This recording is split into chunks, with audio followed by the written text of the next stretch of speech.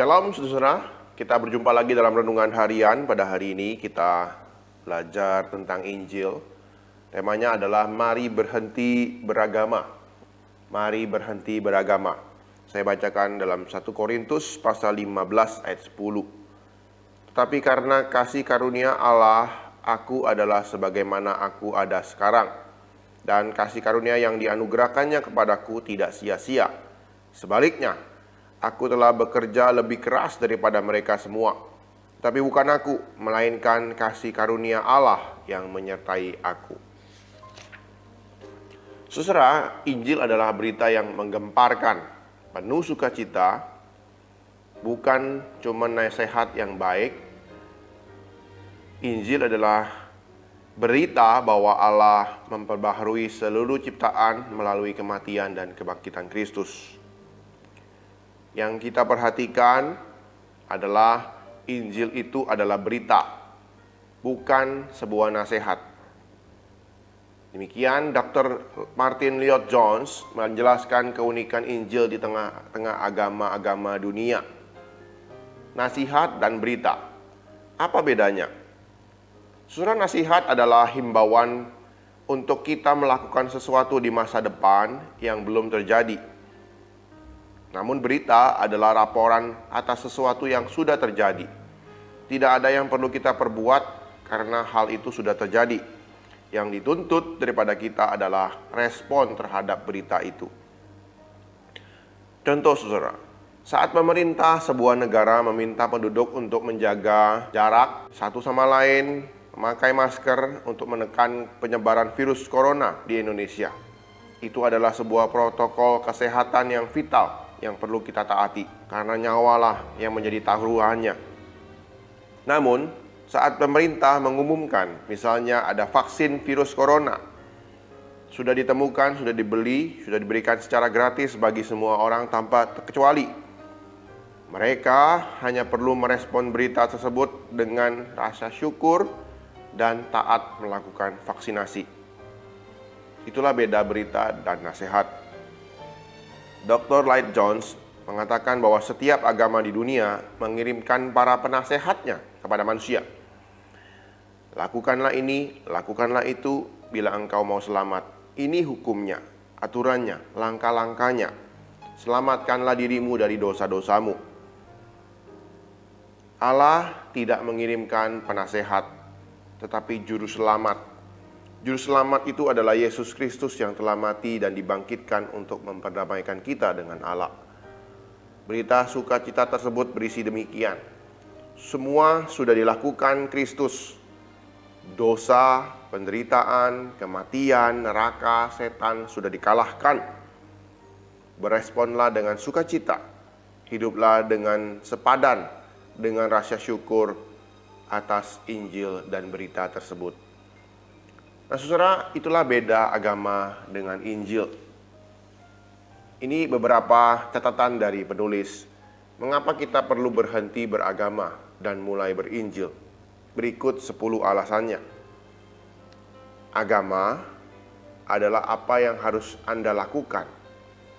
Tapi Injil Yesus Kristus adalah sebuah karya yang sudah dilakukan di atas kayu salib oleh Yesus Kristus, Sang Juru Selamat.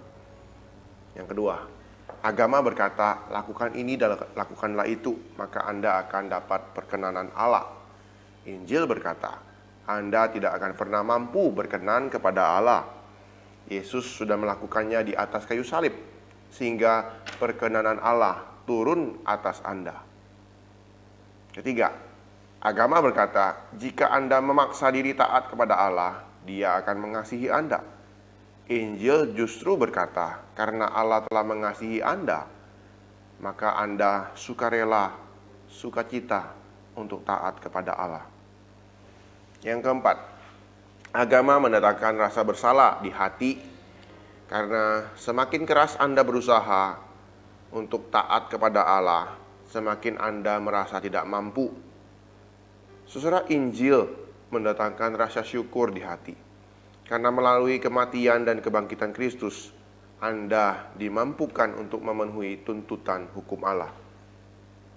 5. Agama berkata bahwa kegagalan Anda mematuhi hukum Allah akan mendatangkan kutuk. Injil berkata bahwa kegagalan Anda mematuhi hukuman Allah akan diampuni oleh Yesus Kristus, karena tuntutan hukuman Allah telah dipenuhi oleh Yesus Kristus. Yang keenam, agama membuat Anda terus bimbang dengan keselamatan jiwa Anda, karena Anda tidak pernah tahu apakah perbuatan dan kesalehan Anda sudah cukup berkenan di hadapan Allah. Tetapi Injil membuat Anda yakin akan keselamatan jiwa Anda, karena keselamatan itu tidak bersandar kepada perbuatan dan kesalehan kita, tetapi pada karya Kristus Yesus yang disalibkan di atas bukit Golgota satu kali untuk selama-lamanya. Sudah selesai. 7. Agama membuat Anda terombang-ambing, terkadang menjadi sombong atas keberhasilan Anda menaati Allah dan merasa lebih saleh daripada orang lain, atau putus asa ketika Anda gagal dan merasa minder dalam perjuangan untuk taat. Tapi Injil akan selalu membuat Anda rendah hati, sebab kita sadar bahwa kita begitu jahat sampai Yesus harus mati bagi Anda, dan bersukacita sebab Yesus rela mati bagi Anda. 8. Tujuan Anda beragama adalah untuk mendapatkan hal-hal yang Anda inginkan: kesehatan, kebahagiaan, kekayaan, kekuasaan, ataupun kelancaran hidup. Tetapi tujuan kita berinjil bukan untuk mendapatkan berkat-berkat Allah, tetapi untuk mendapatkan Allah itu sendiri, Sang Pemberi berkat. 9. Agama melihat penderitaan hidup itu sebagai hukuman dari Allah, tetapi Injil melihat penderitaan hidup itu sebagai bagian dari proses pembentukan karakter, agar kita bisa serupa dengan Yesus Kristus yang telah pernah menderita untuk Anda. 10. Terakhir, agama berkata bahwa di dunia ini dipenuhi dengan orang-orang baik dan orang-orang jahat. Tetapi Injil berkata, dunia ini dipenuhi orang jahat yang belum bertobat dan orang jahat yang sudah bertobat kepada Kristus. Itulah Injil. Dan marilah kita terus belajar berinjil. Kita berhenti beragama. Kita belajar mengerti kabar baik itu, prinsip kabar baik itu, sehingga kita bisa terus semakin serupa dengan Kristus dan berhidup penuh ucapan syukur. Mari kita berdoa.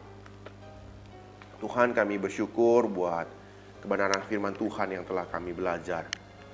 Tuhan, kami sebagaimana kami ada saat ini, Tuhan, kami bersyukur Engkau telah menebus kami.